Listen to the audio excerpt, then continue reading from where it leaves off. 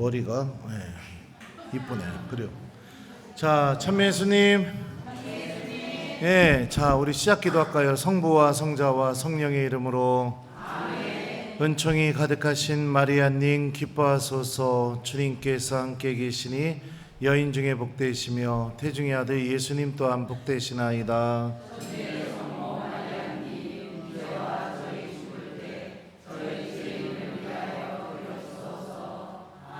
성부와 성자와 성령의 이름으로. 안녕하세요. 예, 우리 갑자기 무슨 새신자 재교육이냐 이렇게 생각할지 모르겠지만 우리 교구장 주교님께서 우리 사제 연수 때 세례준 교우들 본당 신부님들이 관심 좀 갖고 새신자 재교육 같은 걸 좀 하라고 이렇게 지시를 하셨습니다. 그래서 이제 제가 내년 1월에 떠날 거 아니에요, 기죠? 네, 나 떠나요 이제. 떠나게. 그래, 나도 안 가고 싶어. 근데 하여튼 떠나기 전에 그래도 한 달에 한 번 정도씩 해서 6번에 걸쳐서 여러분들이 좀 성경의 맛과 재미를 좀 느끼게 해주고, 그리고 떠난다면 우리 새신자 여러분들 제가 없어도 하느님 말씀 잘 사랑하면서 살 수 있을 거라고 생각이 들어서 성경 공부로 새신자 재교육을 해야겠다 이렇게 생각을 했습니다. 자, 준비물이 성경인데 성경 가져오셨나요? 자, 성경 이렇게 두꺼워요. 너무너무 두꺼워요. 자, 일단은 성경이 어떤 책일까요? 성경은 어떤 책일까요? 하나님의 말씀입니다. 그죠? 이 성경을 여러분도 한번 펴보세요. 펴서, 자, 우리 새신자니까 잘 모르니까 성경 피면 맨 앞에 말씀이 사람이 되시어 해서 이 주교회의 의장이었던 최창무 주교님의 말씀이 여기 적혀 있습니다. 그 다음 페이지를 보게 되면, 자, 주교회의 성서위원회 위원장이셨던 권혁주 주교님의 또 이야기, 글이 여기 있어요. 자, 그 다음을 펴서 보게 되면 일러두기 이렇게 있습니다. 그죠? 네, 여기 일러두기 읽어본 적은 없죠? 있어요? 없어요? 없죠? 자, 그러면 한번 볼까요? 자, 번역 대본 이렇게 되어 있습니다. 그러니까 성경은 번역 대본 이렇게 적혀 있는 거 보면은 지금 우리가 갖고 있는 성경은 무엇인가 어떤 거를 번역한 게 지금 우리가 갖고 있는 한국어 성경이라는 걸 알 수 있습니다. 그죠? 자, 여기 보면은요, 같이 한번 읽어볼까요? 구약 성경의 히브리말 부분은 슈투트가르트판 히브리말 성경에 실려 있는 마소라 본문을 번역 대본으로 삼았다 이렇게 되어 있습니다. 그러니까 지금 우리가 갖고 있는 구약 성경의 대부분의 내용은 슈투트가르트판, 그러니까 슈투트가르트라는 곳에서 편찬된 성경이에요. 어떤 성경? 히브리 말로 이루어진 성경인데 그 중에 마소라 본문을 번역 대본으로 삼았다라는 것을 알 수 있어요. 그러니까 이게 뭔지는 다 모르겠지만 중요한 거는 지금 우리가 갖고 있는 성경은 히브리 말로 된 성경을 한국말로 번역해서 지금 적어놓은 거다라는 것을 알 수 있습니다. 그러니까 정확한 성경의 의미를 보려면은 어떤 것을 보는 게 정확할 수 있을까요? 히브리말 성경을 보면 정확하다는 걸 알 수 있어요. 그리고 우리나라 성경은 그러면은 별로 안 정확합니까? 신부님 이렇게 생각할지 모르겠지만 아주 유명한 성서학자들이 이 히브리어 성경을 우리나라 말로 번역해 놨기 때문에 우리나라 성경도 굉장히 정확하다라는 것을 여러분들께 말씀드려요. 자, 또 밑에 보면요, 구약 성경의 그리스말 부분은 원칙적으로 괴팅겐판 70인역 성경을 번역 대본으로 삼았다라고 이렇게 돼 있어요. 그러니까 두 번째로 성경은 히브리 말로만 쓰여진 게 아니라 어떤 말로도 쓰여졌어요? 그리스 말로도 구약 성경이 쓰여졌다는 것을 알 수 있습니다. 그리고 여기서 괴팅겐이라고 돼 있는데 이거는 뭐냐? 아마 제가 알기로는 성서를 연구하는 연구소가 속해 있는 그 지역에서 발행한 그 버전을 의미합니다. 그래서 중요한 거는 여러분들이 여기서 이해해야 될 거는 뭐냐면은요. 신약 성경, 구약 성경은 히브리 말과 그 다음에 어떤 말? 그리스 말로 쓰여져 있었는데 그거를 한국어로 옮겼구나. 이렇게만 이해하시면 돼요. 아셨죠? 자, 그 다음에 또 신약 성경 이 부분을 읽어볼까요? 시작. 신약 성경은 세계 성서 공회가 발행한 그리스 말 신약 성경을 번역 대본으로 삼았다. 그러니까 신약 성경은 어떤 말로 쓰여져 있어요? 그리스 말로 쓰여져 있어요. 그거를 한국어로 번역을 했다. 이게 그래서 오늘날에 우리가 들고 있는 이 성경을 우리가 이 성경이 이렇게 이루어졌다라고 이렇게 이해하시면 됩니다. 자, 그러면은 여기서 우리가 또 힌트를 하나 얻을 수 있는데, 성경은 하느님의 말씀이라고 아까 여러분들이 얘기했는데요. 성경은 구약 성경과 신약 성경으로 이루어졌다는 걸 알 수 있습니다. 그러면은 구약은 무슨 뜻일까요? 구약, 어디 저기 약방에서 파는 영양제 이름일까요? 구약. 신약은 뭘까요? 새로운 약일까요? 뭘까요? 구약, 신약? 여기서 약은 약속을 의미해요. 그리고 구는 옛날을 의미합니다. 그래서 옛날 약속, 구약 성경은 옛날 약속을 의미해요. 그리고 신약은 뭘까요? 새로운 약속. 그래서 예수님이 오시기 전까지 하느님께서 약속하셨던 내용들을 적어 놓은 게 무슨 성경이다? 구약 성경이다. 그리고 예수님께서 오셔서 우리에게 해주신 약속의 말씀을 적어 놓은 게 무슨 성경이다? 신약 성경이다. 자, 그러면은 성경은 기본적으로 하느님이 우리에게 약속하신 말씀이 적혀 있어요. 그러면 우리 한번 생각해 봅시다. 약속이 이루어지려면 어떻게 해야 될까요? 누가요? 약속을 한 사람과 그 다음에 약속의 대상자 모두가 약속을 지켜야 약속이 이루어지게 됩니다. 약속을 지키려면 어떻게 해야 지킬 수 있을까요? 약속의 내용이 무엇인지를 서로가 알고 있어야 돼요. 그죠? 알고 있어야 돼요. 제가 이런 얘기 자주 하니까 신부님은 중고등학교 때 연애를 참 많이 했었구나 이렇게 생각할지 모르겠지만 생각보다 꽤 많이 했어요.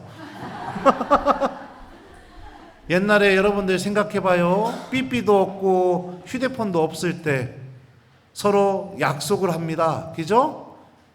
며칠 날 뭐해? 시간 돼? 그러면은 나도 시간 돼. 그러면은 며칠 날 어디에서 우리 만나자 이러면서 약속을 해요. 그죠? 다음 주 토요일 날 천안역 앞에서 만나자. 2시에 천안역 앞에서 만나자. 이렇게 서로 약속을 했으면 이 약속이 이루어지려면 어떻게 됩니까? 서로가 약속의 내용을 기억해야 됩니다. 그죠? 그리고 토요일 2시가 되면 어떻게 해야 돼요? 그 기억한 내용을 실천으로 옮겨야 돼요. 그래야 약속이 이루어지게 됩니다. 여러분들, 성경은 약속의 말씀이라고 했잖아요. 이 말씀이 이루어지려면 어떻게 되느냐? 내가 기억해야 됩니다. 그리고 중요한 게 뭐예요? 내가 기억한 내용을 실천으로 옮겨야 돼요. 그래야 이 성경 안에 담겨 있는 하느님 약속의 힘이 내 안에서 체험이 되게 됩니다. 이게 성경을 읽는 방법이에요. 성경을 왜 읽고 쓰느냐? 약속의 내용이 무엇인지를 기억하고 실천하기 위해서 성경을 읽고 쓰는 거예요. 근데 기억도 안 하고 실천도 안 한다면 그 약속은 이루어지지 않잖아요. 그죠? 의미가 없는 겁니다. 그러니까 내가 지금까지 신앙생활을 했음에도 불구하고 여기는 지금 짧게는 이번 부활 때 세례받고 나서 신앙생활을 시작한 분들도 계시고 길게는 제가 부임하자마자 와가지고 저한테 세례받고 신앙생활 하신 분도 계세요. 한 4년, 5년 정도 신앙생활 하신 분도 있어요. 근데 신앙의 맛과 기쁨을 왜 못 느끼는가? 왜 기도의 맛이 느껴지지 않는가? 하느님 계시다고 하는데 나는 그 하느님 내가 왜 나는 체험이 안 되고 못 만나는가? 이유가 뭐냐? 기억하지도 않고 실천도 안 하기 때문입니다. 그렇기 때문에 하느님 약속의 힘이 내 안에서 이루어지지 않으니까 신앙의 기쁨, 맛 이런 게 하나도 안 느껴지는 거예요. 그래서 성경을 가장 잘 대하는 자세는 첫 번째, 성경 말씀을 내가 읽었으면 기억하고 실천해야 된다. 마치 하느님과 내가 약속한 것처럼 그렇게 해야 된다는 겁니다. 자, 그게 성경을 대하는 가장 첫 번째 자세입니다. 자, 그거를 잊어버리지 않았으면 좋겠어요. 그래서 그러면 신부님 이 많은 내용을 어떻게 다 기억하고 실천합니까? 그래서 우리 교회는 어떻게 하느냐? 미사 때마다 한 주간 내가 기억하고 실천해야 될 말씀을 교중 미사를 통해서 교우들에게 들려줍니다. 오늘 들려진 말씀 뭐죠? 밀과 가라지에 관한 말씀이에요. 그러면은 신부님은 밀과 가라지에 대한 말씀을 여러분들 막 감동시키게 하려고 강론을 하는 게 아니라 이 말씀을 우리가 어떻게 실천해야 되는지에 대해서 얘기를 해줘요. 본당 신부님 같은 경우는 뭐를 줘요? 숙제를 주잖아요. 그죠? 숙제를 주는 이유가 뭐예요? 기억한 거를 실천으로 옮기자. 그래서 이 안에 담겨있는 하느님 약속의 힘을 우리가 실천하자. 그런 의미에서 숙제를 주는 겁니다. 그리고 매일매일 기억해야 될 말씀도 교회는 미사를 통해서 매일 미사 안에서 들려줘요. 그러니까 내가 미사에 매일 올 수가 없겠죠. 그러면 어떻게 되느냐? 아침에 일어나시면 제일 먼저 매일 미사를 피셔서 오늘 예수님께서 나에게 약속해 준 말씀이 무엇인지를 읽고 기억해야 됩니다. 그게 신앙생활이에요. 그리고 나서 그 말씀을 내가 내 배우자에게, 자녀들에게, 또 내가 일터에서 만나는 사람들에게 실천을 해야 돼요. 과감하게 실천해도 좋고 소심하게 실천해도 좋아요. 중요한 거는 기억하고 실천하는 게 중요해요. 약속 장소에 나갈 때 우리 자매님들 같은 경우 데이트한다면 원피스 막 이쁜 거 입고 화장도 하고 그러고 나가도 되죠. 그래도 데이트가 이루어지게 되죠. 근데 내가 막 너무 정신이 없어갖고 그냥 잘 꾸미지 못하고 나간다 하더라도 그 약속 장소에 나가면 어떻게 돼요? 데이트는 할 수 있다. 그러니까 중요한 건 뭐냐면 내가 이 말씀을 실천으로 옮기게 되면 이 안에 담겨있는 하느님의 은총의 힘이 내 안에서 체험이 된다는 겁니다. 자, 그러니까 성경을 대하는 자세에 대해서 여러분들에게 말씀드렸어요.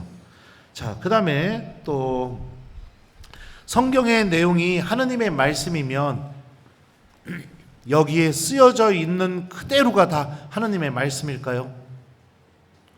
이 성경은요, 언제 쓰여지게 됐을까요? 언제 사람이 쓰게 됐을까요? 성경을 쓰게 될 때 사람이 어떤 방법으로 쓰게 됐을까요? 1번, 하느님이 그 사람 앞에 나타나서 베드로 야야야야야야 받아 적어라 한처음에 막 적다가 하느님 너무 빨라요, 천천히 불러주세요 이러고서 하나하나 다 받아 적었다. 이런 방법으로 썼을까요? 네, 아닙니다. 아니에요. 성경은 지금부터 약 2000 학자들에 의하면 600, 700년 전부터 글로 쓰여지기 시작했어요. 그러면 생각해 봅시다. 지금부터 약 한 2500년 전에 사람들이 생각했던 사고방식이 어땠을까요? 지금처럼 과학적인 사고를 했을까요? 지금처럼 철저하게 논리적으로 생각을 하고 모든 글을 그런 식으로 썼을까요? 2500년 전에 사람들의 사고방식이라면. 하느님께서 계시를 주신다 하더라도 받아 적는 것은 사람이기 때문에 그 사람이 이해한 수준 안에서 글을 적을 수밖에 없습니다. 그죠? 그러니까 성경을 읽다 보면 때로는 신화적인 표현처럼 나오는 부분도 있고 때로는 한 지명을 두고 여기서는 A라고 얘기했다가 저기서 읽어보면 B라고도 얘기합니다. 그러니까 논리적으로 맞지 않는 내용들도 나와요. 성경에 적혀져 있는 글자 그대로가 하느님의 말씀이 아니라 성서 저자는 어떤 것을 전하고 싶었냐면요, 여러 가지 하느님의 사건들이 일어나게 됩니다. 그 사건들 안에 담겨있는 하느님이 어떤 분이신지를 이야기하고 싶었던 거예요. 그러니까 성경을 잘 이해하는 방법은 뭐냐면, 여기서 글자 그대로, 여기 보면은 구약 성경 막 읽다 보면 하느님이 막 지시를 내려서 다 죽이라고 해요. 막 그러면 어떻게 하느님이 그런 분이실 수가 있는가? 이거는 성경을 잘못 이해하는 겁니다. 하나의 사건 안에 담겨있는 메시지가 무엇인지를 알아듣는 게 성경을 제대로 읽는 거예요. 저희 엄마는 국민학교를 중퇴하셨어요. 그래서 여러분들에게 제가 예전에 저희 엄마가 저 유학 갈 때 써줬던 편지를 한번 읽어줬던 적이 있었습니다. 그 편지를 보게 되면 맞춤법 다 틀렸어요. 막 글자 그대로 쓰여진 거로 내가 보게 되면 엄마가 무슨 말 하는지 하나도 못 알아들어요. 그리고 편지 내용을 읽어보면 엄마가 거기에다가 뭐라고 썼냐면, 저기 가서 돈 걱정하지 말고 신부님 담배 좀 끊으시고 막 이런 내용으로 써 있었어요. 그러면은 거기 쓰여진 그대로가 엄마가 정말 나한테 하고 싶은 말인가? 그건 아니죠. 한 줄 한 줄이 엄마가 나한테 정말 하고 싶은 말인가? 아니죠. 편지를 처음부터 끝까지 쭉 읽게 되었을 때 내 마음속에 자연스럽게 느껴지는 마음이 있습니다. 그게 엄마가 저한테 정말 하고 싶은 말이죠. 신부님 가서 열심히 공부하시고 돌아올 생각 하지 마시고 엄마가 항상 기도할 거고, 그런 내가 이렇게 느껴지는 것들, 아 엄마가 정말 내가 열심히 공부하기를 바라고 계시는구나, 이런 게 느껴지는 게 엄마가 정말 하고 싶은 말이지. 거기서 신부님을 신학교 보낸 제가 엊그제 같은데 뭐 이러면서 거기 써 있는 표현 하나하나가 다 엄마의 마음인가? 그건 아니죠. 우리가 글을 쓸 때도 마찬가지예요. 그죠? 하나의 글을 쓰게 되면 글을 다 읽게 되었을 때 그 안에서 느껴지는 마음, 그게 그 사람이 쓴 메시지인 것처럼 성경도 마찬가지예요. 그래서 성경을 읽으실 때 중요한 게 뭐냐면, 이 사건을 통해 하느님께서 우리에게 어떤 이야기를 하고 싶어 하는가, 이거를 내가 알아듣는 게 성경을 제대로 읽는 겁니다. 자, 우리 여러분들 성경 한번 펴볼까요? 창세기 1장 1절 한번 봅시다. 펴슈? 예, 이뻐라. 한처음에 하느님께서 하늘과 땅을 창조하셨다, 이렇게 돼 있어요. 1장 1절. 그렇죠? 그러면은 이게 쓰여져 있는 대로만 생각하면은 하늘과 땅을 창조하셨으니까 물은 창조하지 않으신 거네요? 네? 여기 보면은요, 땅은 아직 꼴을 갖추지 못하고 비어 있었는데 어둠이 시면을 덮고 하느님의 영이 그 무리를 감돌고 있었다, 이렇게 돼 있으니까 여기서 보면 하늘과 땅은 창조하셨고, 창조하실 때쯤에, 창조하시기 전에 물은 시면을, 물이 여기 있잖요. 그러면은 이 물은 하느님이 창조하지 않은 거네요? 네, 글자 그대로 읽으면 이렇게 생각을 한다는 거예요. 여기서 성서 저자가 이야기하고 싶은 게 뭘까요? 하늘과 땅을 창조하셨다는 것은 하늘과 땅 사이에 있는 모든 것을 하느님께서 창조하셨다는 것을 의미하죠. 이 고대인들의 사고 방식인 거예요. 옛날에 저는 국민학교 때 애들하고 구슬치기를 했었어요. 그러면 친구들이 저한테 물어봐요. 야, 너 구슬 몇 개 있어? 그러면은 제가 뭐라고 하면, 나 우리 집에 구슬 10,000개 있어 하면은 진짜로 구슬이 10,000개가 있다는 말일까요? 아니죠. 그건 무슨 뜻이에요? 구슬 엄청 많이 갖고 있다, 이런 뜻이죠. 예. 그런 것처럼 성경도 그런 우리들의 이 성향이라든지 그런 습성이 이 안에 그대로 녹아들어 있다는 거예요. 그러니까 쓰여진 그대로 이게 다 하느님의 말씀이야, 이렇게 생각하면 안 된다는 거예요.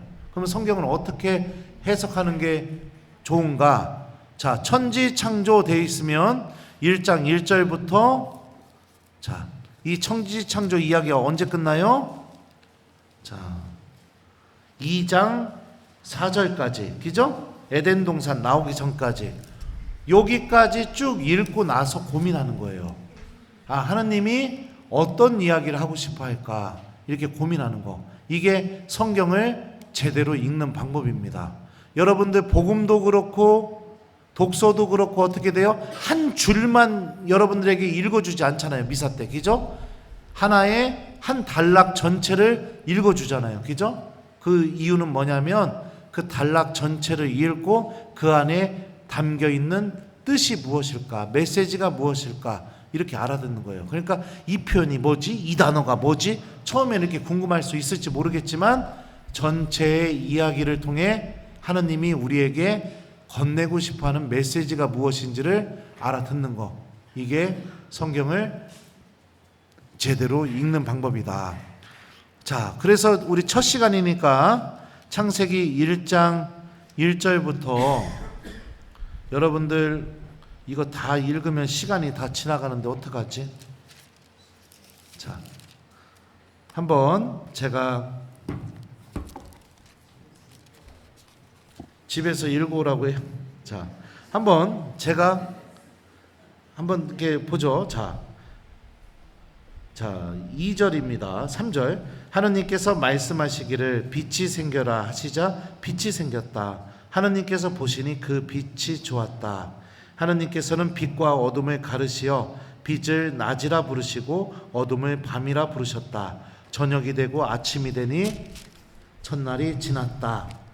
하느님께서 말씀하셨다. 물 한가운데 궁창이 생겨 물과 물 사이를 갈라놓아라. 하느님께서 이렇게 궁창을 만들어 궁창 아래에 있는 물과 궁창 위에 있는 물을 가르시자 그대로 되었다. 하느님께서는 궁창을 하늘이라 부르셨다. 저녁이 되고 아침이 되니 이튿날이 지났다. 자, 창조 과정을 보게 되면 이런 식으로 돼 있어요. 그래서 일곱째 날까지 하느님께서 계속해서 무엇인가를 만들어요. 그리고 만들고 난 게 하느님께서 보시니 좋았다라고 창세기 저자는 이야기합니다. 자, 그러면서 2장 도착하기 전에 하느님께서 마지막으로 창조하신 것이 무엇이냐?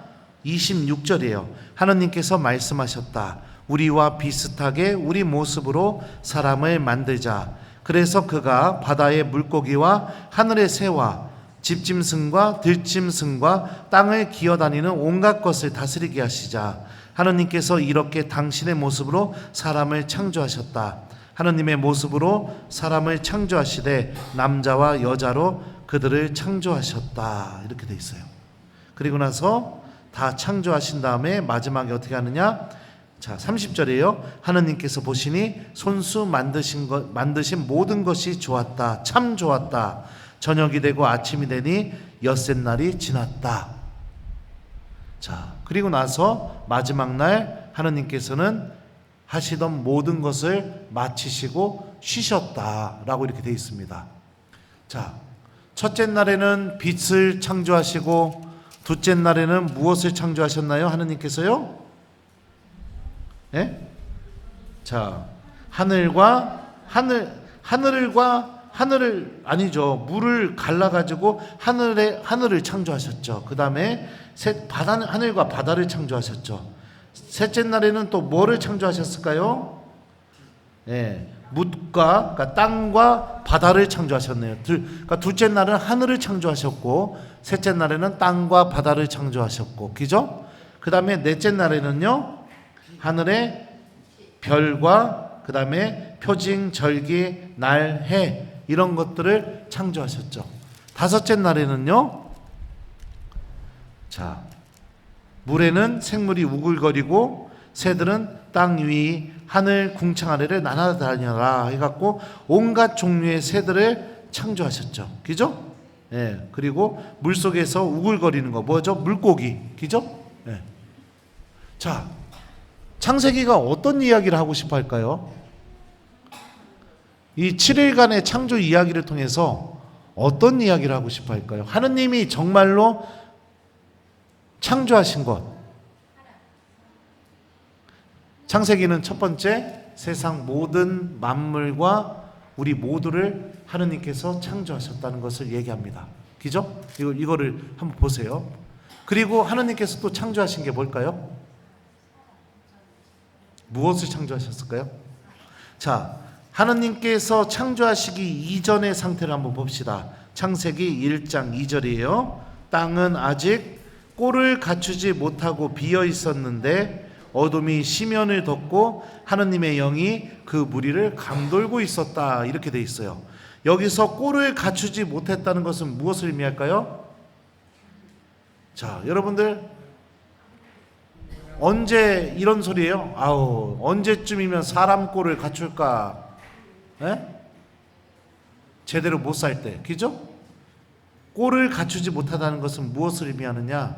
질서가 잡혀 있지 않다는 것을 의미해요. 그리고 비어 있었다는 것은 뭐예요? 텅 비어 있다는 거?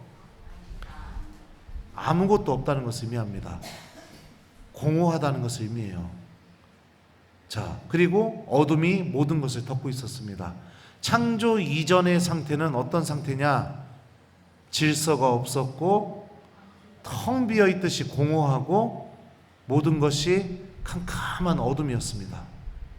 그런데 하느님께서 세상을 창조하신 방법이 뭘까요? 무엇으로 세상을 창조하셨을까요?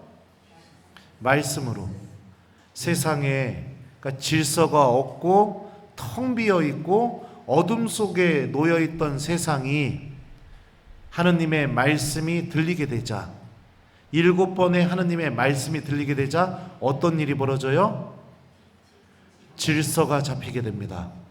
어떤 질서요? 사람이 살 수 있는 질서. 텅 비어 있고 공허했던 게 하느님 말씀의 열매로 가득 차게 됩니다. 그죠? 그리고 어둠이었던 세상이 하느님의 빛으로 밝혀지게 됩니다. 이게 창세기 1장이 우리에게 이야기하고 싶어하는 메시지예요. 삶을 살다 보면 내가 많은 것들을 하고 있으면서도 내 삶에 질서가 하나도 잡히지 않는 그런 느낌이 들 때가 있습니다. 내 주변에 많은 사람들이 있고 내가 많은 것을 소유했어도 내 마음이 공허해질 때가 있어요. 그리고 나는 분주하게 막 살아가고 있지만 내 마음은 어둠 속에서 살아가는 것처럼 느껴질 수가 있습니다. 그 왜 그럴까요? 내 마음 안에 주님의 말씀이 들리지 않기 때문에. 하느님의 말씀은 어떤 힘을 갖고 있느냐? 인간이 생명을 누릴 수 있는 질서를 잡아주고 인간의 내면 안에 공허함을 없애주고 인간이 어둠이 아니라 빛 안에 머물 수 있게 하는 힘을 갖고 있다. 이거를 창세기 1장이 우리에게 알려주는 겁니다.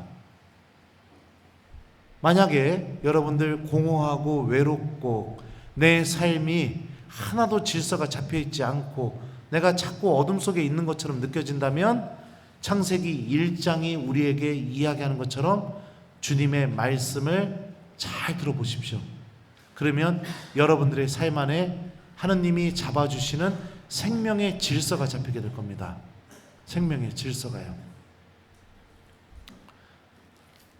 제가 유튜브를 하고 있죠. 거기에 보면 댓글을 보게 되면 제가 미소를 짓게 하는 댓글들이 달릴 때가 많아요. 이런 지금 기억나는 댓글 중에 하나가 뭐냐면 세례를 받고 열심히 신앙생활 하려고 마음을 먹고 성모님도 사랑하게 돼서 첫 토요일 미사도 내가 드려야겠구나 이렇게 마음을 먹었는데 어느 순간 내가 먹고 사는 문제 때문에 첫 토요일 미사를 나가지 않게 되었대요. 그랬는데 오늘 신부님 강론을 들으면서 내가 첫 토요일과 돈과 첫 토요일을 바꿔버렸구나 이렇게 깨달았대요. 그래서 거기 댓글이 뭐라고 달렸냐면 그래서 이제부터 제가 장사하러 가지 않고 토요일 오전만큼은 첫 토요일은 반드시 미사에 가겠습니다. 이런 댓글이 달렸었어요. 신부님이 전해준 하느님 말씀을 들었을 뿐인데 그 말씀이 그 사람 안에서 질서를 잡아놨죠. 어떤 질서요? 하느님께로 향하는 질서. 내 영혼이 어둠에서 빛으로 나올 수 있는 질서. 이게 여러분들 창세기가 이야기하는 하느님의 창조 방법입니다. 하느님은 그냥 빛, 별 뭐 이렇게 만들어 놨으니까 저 위에서 그냥 바라보면서 그래 너 죽을 때까지 너 기다렸다가 너 그래 온 다음에 너 기다려 너 이제 너 지옥 보낼 거야 너 천국 보낼 거야 이러면서 저 위에서 그러고 계시느냐, 그게 아니라는 거예요. 당신 말씀을 통해서 끊임없이 우리들을 새롭게 계속 창조하시는 분이시라는 겁니다. 그러니까 주님의 말씀을 듣고 살아가는 게 우리에게 어마어마하게 중요하겠죠. 제가 또 이것도 유튜브에서 이렇게 얘기했던 내용인데, 유학을 가서 로마에 도착했어요. 이태리어를 배워야 되니까 언어 학교를 다녔을 거 아니에요. 다니는데 선배 신부님들이 저한테 신부님이라고 밝히지 말라고 그러더라고요. 왜 그러냐 그랬더니, 야, 너 같으면 신부님하고 무슨 대화하고 싶겠냐? 야, 부담돼서 애들이 너한테 말도 안 걸어줘. 그러니까 신부님이라고 굳이 얘기하지 마. 지금은 말을 많이 해서 말을 빨리 익혀야 되는 게 중요하니까 굳이 얘기할 필요 없다고. 그래서 이제 언어 학교를 열심히 다니다 보니까 어떤 일이 벌어졌느냐, 그 유럽 아가씨들이 저를 좋아하게 된 거예요. 진짜로. 그때 알았죠. 저는 한국 아가씨들한테는 별로 먹히지 않는 얼굴이지만 유럽에 있는 아가씨들한테 제가 꽤 먹히는 얼굴이더라고요. 근데 그 아가씨, 저를 좋아했던 아가씨 중에 한 명이 저한테 밤 12시에 전화를 했어요. 자기 클럽, 그러니까 춤추는데 거기서 놀고 있으니까 빨리 와서 같이 놀자고. 그래가지고 제가 늦게 가면은 그 아가씨가 집에 가버릴까봐 없는 살림에 택시를 불러서 택시를 타고 갔어요. 그래서 한 새벽 3시까지 그 아가씨랑 열심히 춤추고 놀고 막 그랬습니다. 그리고선 집으로 가는데, 그 아가씨 보내고 집에 가는데 갑자기 생각하지도 않았던 성경 말씀이 생각나는 거예요. 너 어디에 있느냐. 이게 아담이 죄를 저질렀을 때 하느님께서 하셨던 말씀이거든요. 그리고 나서 집에 와서 씻는데 또 그 말씀이 또 생각나는 거예요. 너 어디에 있느냐. 양치하는데도 너 어디에 있느냐. 침대에 누워서 자려고 하는데도 너 어디에 있느냐. 그 말씀이 계속 생각이 나는 겁니다. 그래서 잠을 한숨도 못 잤어요. 왜요? 하느님한테 너무 미안해서. 밤새 제 자신에 대해서 반성하게 되었습니다. 내가 사제인데, 하느님께 봉헌된 사람인데 내가 도대체 누구에게서 기쁨을 얻어야 되는지, 내가 하느님 안에서 기쁨을 얻어야 되는데 내가 지금 뭐하고 있지? 그래서 다음날 일어나자마자 학교를 갈 때 주교님을 만날 때 입는 복장을 그대로 입고 갔어요. 검은 양복에 이 신부님 옷을 입고 갔더니 학교가 발칵 뒤집혀진 겁니다. 저는 아직도 잊을 수 없는 게 뭐냐면, 그때 저를 바라보면서 망연자실했던 그 밤새 놀았던 그 아가씨의 눈빛을 아직도 잊을 수가 없어요. 그리고 나서 수업 끝나고 난 뒤에 우리 반 아이들 다 데리고 제가 사는 기숙사에 데리고 와서 같이 미사 드리고, 그리고 아이들 저녁 사줘서 저녁 먹이고 보냈어요. 사제로 행복하게 살아갈 수 있는 질서가 하느님 말씀을 통해 제 안에 잡히게 된 거죠. 하느님은 이런 방법으로 우리에게 다가오세요.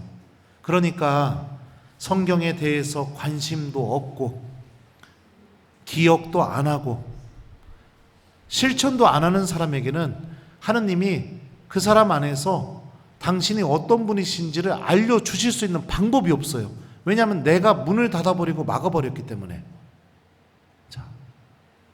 자, 그러니까 그러면 내가 어떻게 살아야겠어요? 내 마음 안에도 주님께서 말씀하실 수 있도록 마음을 열고 성경 말씀을 사랑하는 게 필요합니다. 그래야 어둠 속에 있던 세상이 빛이 생기고 하늘이 생기고 땅이 생기고 하늘을 날아다니는 새들과 온갖 만물들이 생겨나게 된 것처럼 내가 하느님의 말씀을 듣기 시작하는 순간부터 내 안에서도 하느님의 새로운 창조와 그 창조 질서가 내 안에 잡히기 시작하게 될 거예요. 자, 그래서 성경은 이렇게 읽는 것이다. 여러분들에게 이번 첫 시간에 이렇게 말씀을 드렸어요. 제가 30분을 넘기지 않겠다고 약속을 했으니 이제 끝내도록 하겠습니다. 이제 밥도 먹으러 가야 되니까. 그리고 이게 어떻게 들을만 했슈? 네. 그래요. 그러면은 이제 숙제를 줄게요.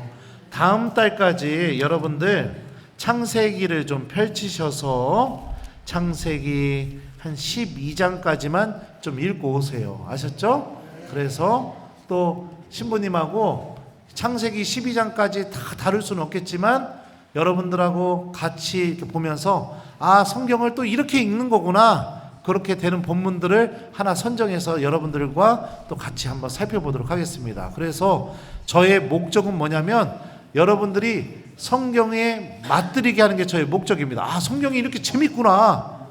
와, 이 말씀이 내 안에서도 이루어지겠구나. 이런 희망을 갖고 성경을 읽을 수 있게 도와드리고 싶어요. 그래서 이제 몇 번 안 남았어요. 신부님 떠날 날도 얼마 안 남았고. 그러니까 결석하지 마시고 다음 달 셋째 주에 여러분들 같이 만났으면 좋겠고, 창세기 몇 장까지? 12장까지 꼭 읽고 오세요. 그러면 제가 또 여러분들과 재미있게 또 본문 하나 정해서 같이 보도록 하겠습니다. 자, 그러면은 마침 기도하겠습니다. 성부와 성자와 성령의 이름으로. 주님께서 여러분과 함께 전능하신 천주 성부와 성자와 성령께서는 여기 있는 저희 모두에게 강복하소서. 성부와 성자와 성령의 이름으로 아멘. 자, 점심 맛있게 드세요. 감사합니다. 잘 가요. 이뻐라.